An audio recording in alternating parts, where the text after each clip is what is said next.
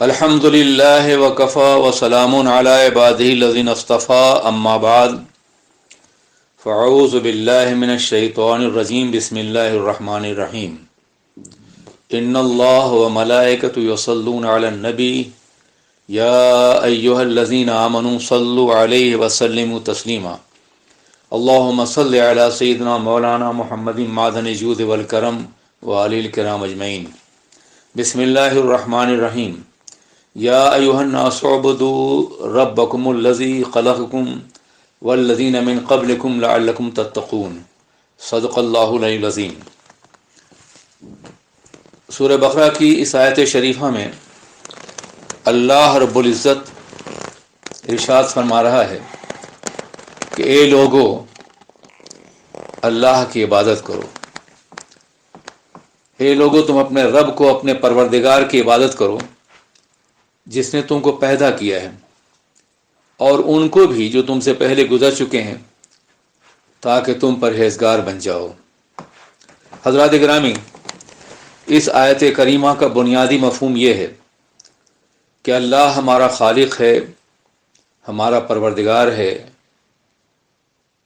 ہمیں روزی دیتا ہے، زندگی کی تمام توانائیوں سے نوازتا ہے، اس لیے عبادت بھی اسی کرنی چاہیے۔ یہ انتہائی ظلم کی بات ہے اور گناہ عظیم ہے کہ انسان کو اللہ نے پیدا کیا ہے، روزی اللہ دے رہا ہے، پروردگار عالم ہی ہماری زندگی کی تمام ضرورتوں کی کفالت فرماتا ہے، اور پھر اگر انسان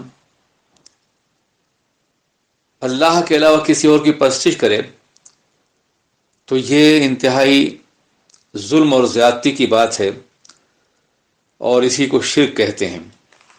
حضرت عبداللہ ابن عباس رضی اللہ تعالیٰ عنہما سے روایت ہے کہ حضرت صلی اللہ علیہ وسلم نے ارشاد فرمایا کہ جس خدا نے انسان کو پیدا کیا ہے، اس کی عبادت میں کسی اور کو شریک کرنا اس سے بڑھ کر کوئی گناہ دنیا میں نہیں ہے۔ حضرات گرامی، اللہ رب العزت ارشاد فرماتا ہے کہ تمہارا رب وہ ہے جس نے تمہارے لیے زمین کو فرش اور آسمان کو چھت بنایا، اور تمہارے لیے آسمان سے بارش نازل کیا، اور اس بارش کے ذریعے سے اس نے پھلوں کو تمہارے لیے پیدا فرمایا تاکہ تم رزق حاصل کر سکو۔ تو خبردار اللہ کے علاوہ کسی کو اس کا شریک نہ بناؤ، جبکہ تم جانتے ہو کہ اللہ کا کوئی شریک نہیں ہے۔ یہ اللہ اپنی ربوبیت کے حوالے سے اپنے بندوں کو یاد دلا رہا ہے کہ میں تمہارا خالق ہوں، میں تمہارا پروردگار ہوں، میں تمہارا رب ہوں، تمہاری ہر سانس میں میرا کنٹرول ہے، تمہارا ہر لمحہ زندگی میری عطا ہے۔ اس لیے تم اگر میرے علاوہ کسی اور کی عبادت کرو گے تو میری غیرت خداوندی اسے کبھی گوارا نہیں فرمائے گی۔ ممکن ہے دنیا میں تمہیں چھوٹ دے دی جائے اور تمہیں سزا نہ ملے، لیکن یوم آخرت موجود ہے جس میں تمہیں جہنم کے عذاب سے ہمکنار کیا جائے گا۔ بہت سے گناہ کبیرہ ہیں، مگر ان تمام گناہوں میں شرک سب سے بڑا گناہ ہے۔ بہت سی روایتوں میں یہ فرمایا گیا ہے کہ اللہ تمہارے تمام گناہوں کو معاف کر دے گا بشرطے کہ تم نے شرک کا ارتکاب نہ کیا ہو۔ شرک بغیر توبہ کے معاف نہیں ہوتا۔ اس لیے قرآن پاک نے سینکڑوں مقامات پر شرک کے بارے میں وضاحت فرمائی ہے کہ جو بھی اللہ کی ذات اور صفات میں کسی کو شریک کرے گا یقیناً وہ جہنم کا مستحق ہوگا۔ اس کے بعد اللہ ارشاد فرماتا ہے وَإِن كُنتُمْ فِي رَيْبٍ مِّمَّا نَزَّلْنَا عَلَىٰ عَبْدِنَا फ़ातू बेसूरत मिस्ली वदऊ शुहदाअकुम मिन दूनिल्लाह इन कुंतुम सादिकीन। हज़रात गिरामी, कुरान पाक एक ऐसे माशरे में नाजिल हो रहा था जो माशरा अरबी ज़ुबान में बहुत मुमताज़ माशरा था। अरबों को ये दावा था कि हम अरब हैं और पूरी दुनिया आजम है, हम फसीह व बलीग हैं, हमारे मुकाबले में दुनिया गूंगी है।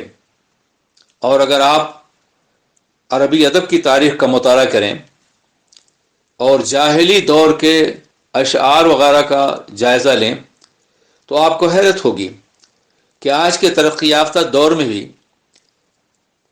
जुमला शेरी रियायतों के साथ इतनी अच्छी शायरी नहीं हो रही है जितनी कि आज से 1400 साल पहले दौरे जाहिलियत में अरबों ने की थी।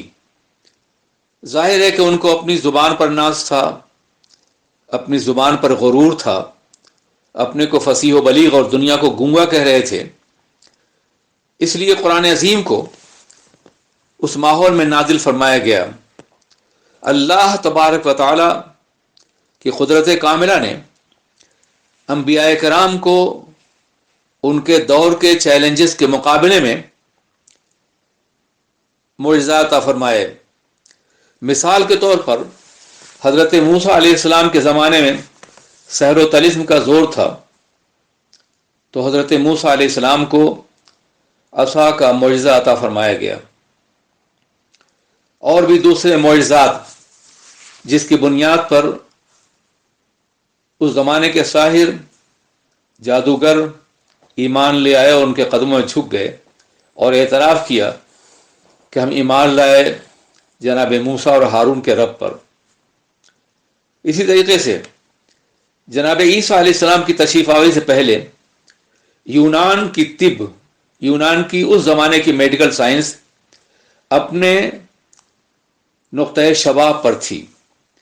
यूनानियों का दावा था कि हमने दुनिया के सारे अमराज पर काबू पा लिया है, हाँ एक मर्ज मौत है जिस पर हम काबू नहीं पा सके हैं, और जिस रोज़ हम मौत का इलाज तलाश कर लेंगे, हम मौत पे काबू पा जाएंगे, तो फिर न हम खुदा को मानेंगे, न हयात बादल मौत को मानेंगे, न हमें मरना होगा, न कब्र में जाना होगा, न खुदा की बारगाह में हाजिर होना होगा।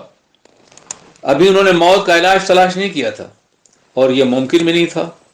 मौत एक अम्र मुबरम है, अल्लाह का एक ऐसा फैसला है कि जिसको टाला नहीं जा सकता है। इसलिए वो एक गलत तस्वुर में थे, गलत ख्याल में थे कि हम मौत को भी मर्ज की तरक्की याफ्ता शक्ल समझते हैं और हम मौत पर भी काबू पा लेंगे, लेकिन ऐसा मुमकिन नहीं था। हाँ, उनके चैलेंजेस के जवाब में हज़रत ईसा अलैहिस्सलाम को मसीहा बना के भेजा गया और गोया हज़रत ईसा की मसीहाई ये ऐलान कर रही थी कि ये लोगों, तुम मौत का इलाज तलाश करने के लिए फ़लसफ़े यूनान में पनाह लेना चाहते हो, मगर अगर मौत को ज़िंदगी में तब्दील होते हुए देखना चाहते हो तो मेरी बारगाह में आओ। मैं ठोकर देता हूँ, मुर्दा ज़िंदा हो जाता है। कुम बिज़निल्लाह कहता हूँ, मुर्दा ज़िंदा हो जाता है। ज़िंदगी नबी के कदमों से वाबस्ता है। जो नबी से दूर होता जाएगा मरता जाएगा, और जो नबी से करीब होता जाएगा ज़िंदा होता जाएगा। हयात जावेदा उसे मिल जाएगी। जनाब ईसा अलैहिस्सलाम पर जो ईमान लाए वो लोग अल्लाह की बारगाह मुकर्रब हुए, उन्हें रूहानी एतबार से हयात जावेदा मैसर आ गई। और ऐसे बहुत से लोग थे जिन्हें जनाब मूसा अलैहिस्सलाम ने मौत के बाद मादी ज़िंदगी भी अता फरमाई। ये उनका मौजिज़ा था। हुजूर सैयद आलम सरवर कायनात मुहम्मदुर रसूलुल्लाह सल्लल्लाहु अलैहि वसल्लम किसी एक दौर के लिए नहीं, किसी एक असर के लिए नहीं, किसी एक कौम के लिए नहीं, किसी एक ज़माने के लिए नहीं, बल्कि पूरी कायनात के लिए, हर दौर के लिए, हर ज़माने के लिए नबी बन के जलवागर हुए थे। उनके बाद कोई और नबी आने वाला नहीं था। इसलिए और अंबिया कराम को मोजज़ात दिए गए और सरवर कायनात को सरतापा मोजज़ा बना दिया गया। वो चलें तो मोजज़ा हो, वो बैठें तो मोजज़ा हो, सर झुकाएं तो मोजज़ा हो, तबस्सुम रेज हो तो मोजज़ा हो, तकल्लुम नवा हो तो मोजज़ा हो, निगाह करम उठाएं तो मोजज़ा हो, पत्थरों पे कदम रखें तो पत्थर पिघल जाएं, मोजज़ा हो। और फिर इन सारे मोजज़ात में सबसे अहम मोजज़ा कुरान अज़ीम का है। और अंबिया कराम के मोजज़ात ज़िंदा नहीं हैं, ना साए मूसवी ज़िंदा है, न दस्ते मसीहा का मौजूद है, मगर कुरान अज़ीम आज भी हमारे हाथों में है, जो सरवर कायनात का एक ऐसा मोजज़ा है कि जिसका जवाब न कभी दुनिया दे सकी है और न क़यामत तक दे सकेगी। इसलिए अल्लाह तबारक व तआला ने उन अरबों को जो ये कह रहे थे कि मोहम्मद अरबी सल्लल्लाहु अलैहि वसल्लम कुरान को गढ़ लेते हैं, ये तो शायरी है, ये तो उन्होंने खुद बनाया है, ये दावा गलत है कि कुरान पाक अल्लाह ने नाजिल किया है। तो उनके जवाब में अल्लाह इरशाद फरमाता है, अगर तुम शक कर रहे हो जो हमने अपने बंदे खास मोहम्मद अरबी पे नाजिल किया है तो उसके जैसी एक सूरत ही बना लो, और अगर तुम तन्हा ना बना सको तो अपने तमाम मददगारों को बुला लो अल्लाह के अलावा, और सब मिल करके कुरान जैसी एक सूरत बना लो अगर तुम सच्चे हो। और आपने देखा कि कुरान पाक का ये चैलेंज उस वक्त जबकि कुफार मक्का की दुश्मनी अपने शबाब पर थी, अगर उनके बस में होता तो कुरान पाक का जवाब तलाश करते, लेकिन ऐसा नहीं हो सका। उन्होंने कोशिश की, नाकाम हो गए, और फिर उन्हें एतराफ़ करना पड़ा, मा हाज़ा कलामुल बशर, ये कि इंसान का कलाम नहीं है।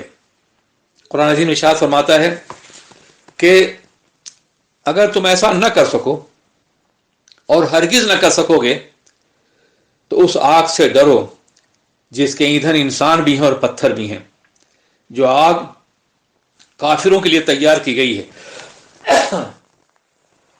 हजरात गिरामी, अब आप जरा सोचिए इस चैलेंज को जो आज से 1400 साल पहले कुरान अज़ीम ने दिया था, आज भी ये चैलेंज मौजूद है। क्या जरूरत थी कुफार अरब को कि वो बद्र और हुनैन और खैबर और खंदक में जमा हो करके पैगंबर इस्लाम के खिलाफ जंग करते और अपने जिगर गोशों को मैदान बद्र में तड़पता हुआ देखते। अगर वो कुरान पाक के इस चैलेंज के जवाब में मिलजुल करके एक सूरत बना लेते, चंद आयतें बना लेते, तो इस्लाम बातिल करार दिया जाता। लेकिन उन्हें जंग में गर्दनें कटाना आसान था, लेकिन कुरान पाक की किसी आयत का जवाब देना उनके लिए नामुमकिन था। इसलिए कि कुरान पाक मोजज़ा है, एक ऐसा मोजज़ा जो आज भी हमारे हाथों में है। और कुरान पाक एक मोजज़ा नहीं है, अरबी जुबान में आयत मोजज़े को कहते हैं, और आयत कुरान पाक के एक मुकम्मल जुमले को भी कहते हैं।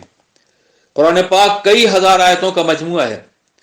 इस तरह से कई हजार मोजज़ात हमारे हाथों मौजूद हैं, हमारे सामने मौजूद हैं, लेकिन इसके बावजूद हम इस अजीम इनाम इलाही से गाफिल हैं और हम कुरान पाक की कद्र व कीमत से आशना नहीं हैं।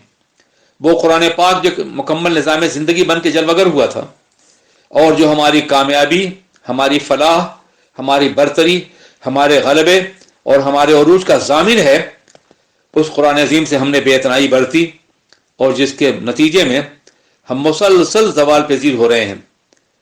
वो मुअज़्ज़ज़ के ज़माने मुसलमान होकर और हम खार हुए तारिक कुरान होकर। अगर हम चाहते हैं कि हमें दोबारा इज़्ज़त मैसर आए, दोबारा वक़ार मैसर आए, दोबारा सरबंदी मैसर आए, तो हमें अल्लाह की मुक़द्दस किताब की तरफ रुजू करना होगा और हमें अल्लाह तबारक व तआला के अहकामात पर कुरान की रोशनी में अमल करना होगा। हज़रात गिरामी, ये चैलेंज ان عربوں کو دیا گیا تھا جو اپنی فصاحت و بلاغت پہ ناز کر رہے تھے، اور آج 1400 سال کے بعد نہ وہ جواب دے سکے اور نہ دنیا کا کوئی انسان جواب دے سکتا ہے۔ کبھی اس بات کے لیے کوشش کرنے والوں نے کوشش بھی کی، مگر وہ کوششیں ان کے منہ پر مار دی گئیں، زمانے نے اسے قبول نہیں کیا۔ حضرات، جواب اس لیے ممکن نہیں ہے کہ اللہ تبارک تعالیٰ نے جن چیزوں کو پیدا کیا ہے ان چیزوں کا جواب نہیں ہے۔ آج خلاؤں میں لوگ پرواز کر رہے ہیں، انتہائی ترقی کا زمانہ ہے، مگر مخلوقات الہیہ کا جواب نہیں ہے۔ مکھی اور مچھر جیسی چھوٹی مخلوق کے برابر میں بھی یہ کوئی مخلوق پیدا نہیں کر سکتے ہیں، اس لیے کہ یہ اللہ کی تخلیق ہے، اور جب اللہ کی تخلیق کا جواب نہیں ہے تو پھر بتائیے کہ اللہ کے کلام کا کیا جواب ہوگا، جو مخلوق نہیں ہے، جو اس کی صفت ازلی ہے۔ اس لیے قرآن پاک کا چیلنج آج بھی موجود ہے۔ آپ یہ کہہ سکتے ہیں کہ قرآن پاک تو مسلمان پڑھتے ہیں اور مسلمان اس کا جواب کیوں دیں گے؟ تو میں یہ عرض کرنا چاہتا ہوں، عربی صرف مسلمانوں کی زبان نہیں ہے، عربی یہودیوں کی بھی زبان ہے، عربی عیسائیوں کی زبان ہے، عربی اورینٹلسٹ اور مستشرقین یورپ کی زبان ہے۔ ہر دور میں کچھ لوگ عربی زبان میں اتھارٹی کی حیثیت رکھتے رہے ہیں اور وہ غیر مسلم رہے ہیں۔ اگر مسلمان جواب نہیں دے سکا تو کوئی غیر مسلم جواب دے دیتا۔ لیکن جب بھی قرآن پاک کا کوئی مطالعہ کرتا ہے تو یا تو وہ ایمان لے آتا ہے یا بے ساختہ یہ کہہ کر کے سرنڈر ہو جاتا ہے کہ اللہ کے اس کلام کا جواب نہیں ہے۔ اس لیے قرآن عظیم نے یہ چیلنج کو دیا تھا، اور اس چیلنج کا جواب ان سے نہیں بن پڑا۔ انہیں اعتراف کرنا پڑا بعد میں کہ بلا شبہ یہ کلام الہی ہے، یہ کلام بشر نہیں ہے۔ جب یہ آیت کریمہ نازل ہوئی تو اللہ کے رسول تاجدار دو عالم علیہ السلام نے قرآن پاک کی انتہائی مختصر صورت انا اعطیناک الکوثر فصلی لربک وانحر ان شانئک هو الابتر، اس صورت کو لکھوا کر کے کعبہ کے دروازے پہ آویزاں کیا گیا۔ اس زمانے میں طریقہ یہ تھا کہ اگر کوئی ماسٹر پیس، کوئی شاندار کلام، کوئی شاندار شعر یا قصیدہ کوئی لکھتا تھا تو کعبہ پہ لٹکایا جاتا تھا۔ سبع معلقہ آپ کے سامنے ہے، وہ بھی کعبہ پہ لٹکائے ہوئے قصائد تھے، اشعار تھے۔ آقا دو جہاں نے اسے آویزاں کروایا۔ عرب کا ہر فصیح و بلیغ آتا اور سر جھکا کے گزر جاتا۔ پھر اس کے بعد ان کے افصح العرب میں کہا ما ھذا کلام البشر، یہ کہ انسان کا کلام نہیں ہے۔ ایک مختصر سی سورت طیبہ جو سب سے مختصر تھی، اس کو بطور چیلنج پیش کیا گیا، اور اس کا جواب عرب کے فصحاء اور بلغاء سے بن نہیں سکا۔ اب آئیے میں انسانی تخلیق کے حوالے سے قرآن پاک کی وہ آیت کریمہ جس میں اللہ تبارک تعالیٰ نے جناب آدم علیہ السلام کی تخلیق کا ذکر فرمایا ہے، وہ میں آپ کے سامنے تلاوت کروں اور اس کی مختصر سی تشریح پیش کرنے کا شرف حاصل کروں۔ وَإِذْ قَالَ رَبُّكَ لِلْمَلَائِكَةِ إِنِّي جَاعِلٌ فِي الْأَرْضِ خلیفہ، اور جب آپ کے رب، اے محبوب آپ کے رب نے، کیا عجیب انداز خطاب ہے، محبت بھرا انداز خطاب۔ کہیں کہیں یہ انداز سرور کائنات محمد رسول اللہ کی اس مقبولیت اور قرب خدابندی کا گواہ بن جاتا ہے جو اللہ کی بارگاہ میں انہیں ہے، جو قرب حاصل ہے۔ وَإِذْ قَالَ رَبُّكَ، جب آپ کے رب نے فرشتوں سے کہا اِنِّي جَاعِلٌ فِي الْأَرْضِ خلیفہ، میں زمین پر اپنا نائب پیدا کرنا چاہتا ہوں۔ ظاہر ہے خدائے قدیر و جبار بندوں میں جلوگر ہو کر کے اپنے احکامات کو نافذ نہیں فرمائے گا۔ وہ بے مثل ہے، بے مثال ہے، وہ پاک ہے اس طرح سے کہ وہ کسی مادی شکل میں جلوگر ہو، وہ ماورا ہے تمام مادیات سے۔ اس کا تو یہ عالم ہے کہ ایک مغربی مستشرق نے کہا تھا کہ سرور کائنات محمد الرسول اللہ کا کمال یہ ہے کہ انہوں نے ذات خداوندی کو غیر مرئی اور غیر مجسم نہ بنا کر کے ہمیشہ کے لیے رسوا ہونے سے بچا لیا ہے۔ اللہ تبارک و تعالیٰ کے جیسا کوئی نہیں ہے، لیس کمثلہ شیء۔ اس لیے اللہ نے اپنے احکامات کو زمین پر نافذ کرنے کے لیے اللہ نے جناب آدم علیہ السلام کو پیدا کیا۔ اس سے پہلے کائنات انسانی کی تخلیق ہو، اس سے پہلے کہ انسان پیدا ہو، اس سے پہلے کہ یہ زمین انسانوں سے آباد ہو، اس سے پہلے کہ وہ لوگ پیدا ہوں جو اللہ تبارک و تعالیٰ کی تخلیق کے بہترین شاہکار ہیں، اس سے پہلے اللہ نے جناب آدم کو پیدا کیا تاکہ ان کے ذریعے سے اس زمین کا سینہ انسانوں سے بھر جائے۔ وہ پہلے انسان ہیں، ابو الانسان ہیں۔ انہیں جب اللہ نے پیدا کرنے کا فیصلہ کیا اور فرشتوں میں یہ اعلان کیا کہ میں زمین پر اپنا نائب پیدا کرنا چاہتا ہوں، تو فرشتوں نے اپنے رب کی بارگاہ میں معروضہ پیش کیا تھا، اعتراض نہیں، سمجھنے کے لیے، اس لیے کہ فرشتے اعتراض کر ہی نہیں سکتے۔ فرشتوں کا تو یہ عالم ہے کہ یفعلون ما یؤمرون، جس بات کا انہیں حکم دیا جائے صرف وہی کرتے ہیں، صرف معروضہ سمجھنے کے لیے، جاننے کے لیے۔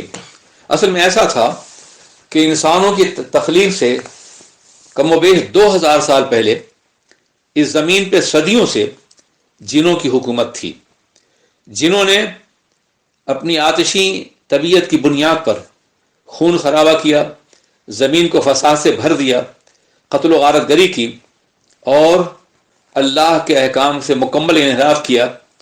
تب اللہ نے فرشتوں کو حکم دیا کہ ان جنوں کو جنگلوں اور صحراؤں میں بھیج دو، غیر آباد مقام پر، اور یہاں اب میری مرضی یہ ہے کہ میں جناب آدم کو پیدا کروں گا، انسانیت کا وجود ہوگا، انسانوں کا وجود ہوگا۔ فرشتوں کو یہ تجربہ تھا کہ اس زمین پہ جو مخلوق پیدا کی گئی تھی اس نے زمین کو شر و فساد سے بھر دیا تھا۔ اس تجربے کی بنیاد پر انہوں نے اپنے رب سے کہا اتجعل فیہا من یفسد فیہا ویسفک الدماء، اے اللہ کیا اس زمین پر تو ایسی مخلوق پیدا کرنا چاہتا ہے جو یہاں فساد برپا کرے، خون خرابہ کرے، اور تیری تسبیح اور عبادت کے لیے تو ہم یہ کروڑوں فرشتے کافی ہیں۔ وَنَحْنُ نُسَبِّحُ بِحَمْدِكَ وَنُقَدِّسُ لَكَ، ہم تیری تسبیح اور حمد بیان کرتے ہیں اور تیری تقدیس بھی کرتے ہیں۔ اللہ نے ان کے سوال کے جواب میں کہا انی اعلم ما لا تعلمون، میں جو جانتا ہوں وہ تم نہیں جانتے ہو۔ یہ جواب مکمل تھا، مگر اس جواب کے ثبوت کے طور پر اللہ رب العزت نے جناب آدم علیہ السلام کو پیش فرمایا، اور اس طور پہ کہ وعلم آدم الاسماء کلھا، جناب آدم علیہ السلام کو تمام چیزوں کے نام سکھا دیے گئے، تمام چیزوں کے نام بتا دیے گئے۔ صبح قیامت تک جتنی چیزیں وجود میں آنی تھیں، خواہ وہ چھوٹی ہوں یا بڑی ہوں، مختصر ہوں یا طویل ہوں، ذرات زمین سے لے کر کے اور آسمان کی وسعتوں تک جو چیز بھی وجود میں آنے والی تھی، عالم امکان کے جملہ ممکنات کا نام جناب آدم علیہ السلام کو عطا فرمایا گیا۔ مفسرین کرام نے ارشاد فرمایا ہے ای الاسماء وحقائقہا، جناب آدم علیہ السلام کو تمام چیزوں کے نام بھی سکھائے گئے اور ان کی حقیقتیں ہی بتائی گئیں، اور پھر فرشتوں سے کہا گیا کہ تم ان کا نام بتاؤ۔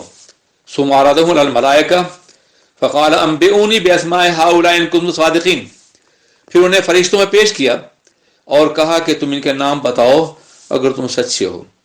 فرشتوں نے اعتراف عجز کیا اور کہا سبحانک لا علم لنا الا ما علمتنا، اے اللہ تو بے عیب ہے، پاک ہے، ہمیں علم نہیں ہے، صرف اتنا ہی ہے جتنا تو نے ہمیں عطا فرمایا، بے شک تو علیم اور حکیم ہے، تو ہی علم والا ہے اور تو ہی حکمت والا ہے۔ فرشتوں نے جب اعتراف عجز کر لیا تو اللہ نے جناب آدم کو حکم دیا یا آدم انبئہم باسمائہم، اے آدم ان کو ان چیزوں کے نام بتاؤ۔ فلما انباہم باسمائہم فلما انباہم باسمائہم، پس جب اللہ کے نبی جناب آدم نے ان کو ان تمام چیزوں کے نام بتا دیے تو اللہ نے فرمایا قال الم اقل لکم انی اعلم غیب السماوات والارض، میں نے تم سے یہ نہیں کہا تھا کہ میں آسمانوں زمینوں کے سارے غیب کو جانتا ہوں اور وہ بھی جانتا ہوں جو تم چھپاتے ہو اور وہ بھی جانتا ہوں جو تم ظاہر کرتے ہو۔ کائنات کی کوئی پوشیدہ حقیقت اور کوئی ظاہر حقیقت کوئی میری نگاہوں سے پوشیدہ نہیں ہے، میں سب کچھ جانتا ہوں۔ جناب آدم علیہ السلام نے جب اپنے علم کی بنیاد پر تمام چیزوں کے نام بتا دیے، اور ظاہر ہے کہ چیزیں تو بعد میں پیدا ہونے والی تھیں، اور اسما کے لیے مسمہ ہونا ضروری ہے، تو مسمیات کے بغیر نام کیسے بتائے انہوں نے؟ تو اس کا مطلب یہ ہے کہ پروردگار عالم نے تخلیق کائنات سے پہلے ہر چیز کو جناب آدم کے سامنے پیش فرما دیا تھا، ظاہر فرما دیا تھا، اور جناب آدم علیہ السلام نے تمام چیزوں کے نام بتائے۔ اور جب آدم علیہ السلام نے اپنے علم کی برتری کا اظہار فرمایا تو اللہ نے حکم دیا کہ اب آدم کا سجدہ کرو، ان کے علم کی بنیاد پر، ان کی برتری کی بنیاد پر، اس لیے بھی کہ تم نے ان کی تخلیق کے بارے میں اپنے شکوک کا اظہار کیا تھا، تم نے ان کی تخلیق کو جنوں کے اوپر محمول کیا تھا، اس لیے تم ان کا سجدہ کرو۔ یہ سجدہ تعظیمی تھا جو سرور کائنات سے پہلے جائز تھا، جیسے جناب یوسف کے بھائی ان کا سجدہ کیا، مگر حضور سید عالم سرور کائنات محمد الرسول اللہ علیہ الصلاۃ والسلام چونکہ توحید کے سب سے بڑے داعی تھے، اس لیے انہوں نے سجدہ تعظیم کو بھی حرام قرار دے دیا کہ کہیں ایسا نہ ہو کہ لوگ سجدہ تعظیمی کرتے کرتے سجدہ عبودیت پر آ جائیں اور شرک کا ارتکاب کرنے لگیں۔ اس لیے آج فرشتوں کے سجدے کو بنیاد بنا کر کے یقینی طور پر سجدہ تعظیم کو جائز قرار نہیں دیا سکتا۔ اور پھر یہ بھی کہا گیا ہے کہ جناب آدم کا جو سجدہ تھا وہ آدم کو نہیں تھا، آدم کی حیثیت قبلے کی تھی، اور مسجود حقیقی وہاں بھی پروردگار عالم ہی تھا۔ اور پھر یہ سجدہ جناب آدم کے علم کا تھا یا کسی اور چیز کا؟ تو بعض مفسرین نے بہت ہی خوبصورت بات کہی ہے کہ صرف علم ہی کا سجدہ نہیں تھا، ان کے انسانی عظمت کا سجدہ نہیں تھا، بلکہ وہ نور جو پیشانی آدم منتقل کیا گیا تھا سرور کائنات محمد الرسول اللہ علیہ السلام کا، یہ سجدہ اس کے لیے تھا۔ اور جب ہم نے فرشتوں سے کہا کہ آدم کو سجدہ کرو، بس سب نے سجدہ کیا مگر ابلیس نے نہیں۔ ابلیس یہ جنوں میں سے تھا، مگر صدیوں کے دامن پر اس کی عبادت کے سجدے پھیلے ہوئے تھے، اور اسے فرشتوں کا مقام حاصل تھا۔ یہ فرشتوں کی جماعت میں رہتا تھا اور فرشتوں کے ساتھ ہوتا تھا، یہ فرشتوں کا بھی سردار تھا، اس لیے اس نے سجدے سے انکار کر دیا۔ اس لیے انکار کر دیا کہ اسے یہ خیال آیا کہ آدم تو مٹی سے پیدا کیے گئے ہیں اور مجھے آگ سے، اور میں آدم سے بہتر مخلوق ہوں۔ یہ کبر تھا، یہ غرور تھا۔ اس نے یہ نہیں دیکھا کہ حکم دینے والا کون ہے، یہ حکم پروردگار عالم کا ہے، خدا قدیر و جبار کا ہے۔ اس نے جناب آدم کو دیکھا، آدم کے پروردگار پہ نظر نہیں تھی اس کی، اس لیے اس نے انکار کر دیا اور کافروں میں شمار کیا گیا۔ اس پہ قیامت تک کے لیے لعنت کی گئی۔ اس کے بعد اللہ ارشاد فرماتا ہے وَقُلْنَا يَا آدَمُ اسْكُنْ أَنْتَ وَزَوْجُكَ الْجَنَّةَ وَكُلَا مِنْهَا رَغَدًا حَيْثُ شِئْتُمَا، اور ہم نے آدم سے کہا کہ آدم آپ اور آپ کی بیوی جنت میں رہیں اور جہاں سے چاہیں آسودہ ہوئے کھائیں، جیسے چاہیں، مگر خبردار اس درخت کے قریب نہ جائیے گا، اگر ایسا ہوا تو آپ ظالموں میں شمار کیے جائیں گے۔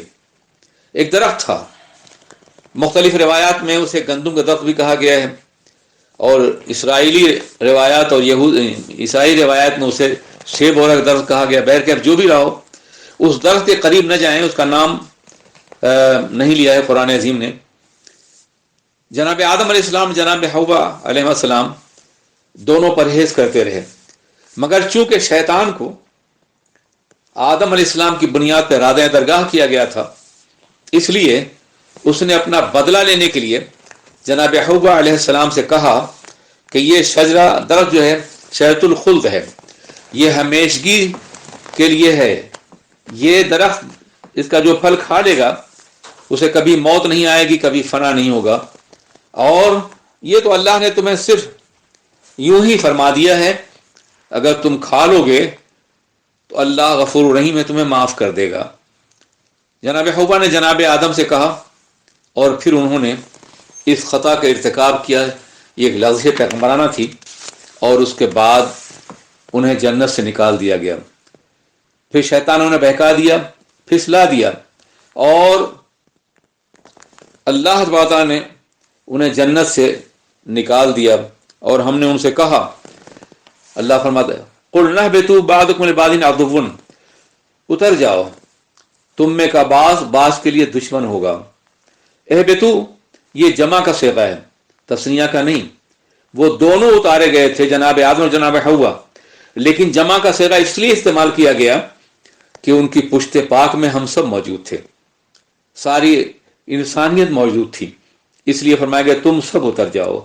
اس کا مطلب یہ ہے کہ جناب آدم علیہ السلام جنت میں پیدا کیے گئے تھے اور دنیا میں اتارے گئے۔ اس سے پہلے آپ نے سماعت فرمایا کہ دنیا میں وہ خلیفۃ اللہ فی الارض بنائے گئے تھے، انہیں زمین ہی کی حکومت دی گئی تھی، زمین کی خلافت کا منصب دیا گیا تھا۔ تو جب زمین ہی کے لیے انہیں پیدا کیا گیا تھا تو پھر جنت میں کیوں پیدا کیا گیا اور جنت سے اتارا کیوں گیا؟ اس میں ایک مصلحت تھی کہ آدم علیہ السلام کا ہر بیٹا، حوا کی ہر بیٹی یہ یقین کر لے کہ ہمارے ماں باپ کا وطن اصلی جنت میں ہے۔ وہ جنت میں پیدا کیے گئے تھے اور دنیا میں اتارے گئے، اس لیے ہم سب کا حقیقی مقام جنت ہی ہے۔ جو باپ کا گھر ہو، جو ماں گھر ہو، وہی اولاد کا بھی گھر ہوتا ہے۔ جنت ایک دائمی گھر ہے ہمارے والدین کا، جناب آدم اور جناب حوا علیہ السلام کا۔ اس لیے بحیثیت انسان ہماری ذمہ داری ہے کہ ہم دوبارہ جنتی ہی میں جانے کی کوشش کریں۔ ہم اللہ ہی کے لیے ہیں اور اسی کی طرف لوٹنے والے ہیں۔ تمہیں اللہ فرماتا ہے تم دنیا میں اتارے جا رہے ہو، وَلَكُمْ فِي الْأَرْضِ مُسْتَقَرٌّ مَتَاعٌ إِلَىٰ حِينٍ، تمہارے زمین میں ایک خاص زمانے تک قیام بھی ہوگی اور تمہارے لیے ہر طرح کی متاع بھی ہوگی۔ یہاں تک آج کا بیان، انشاءاللہ مزید تفصیلات کل پیش کی جائیں گی۔ السلام علیکم ورحمۃ اللہ وبرکاتہ۔